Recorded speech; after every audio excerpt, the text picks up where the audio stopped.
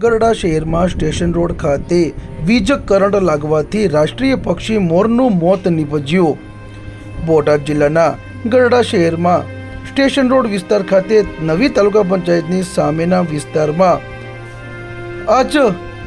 રાત્રિના 11 કલાકની આજુબાજુ વીજ કરંટ લાગવાથી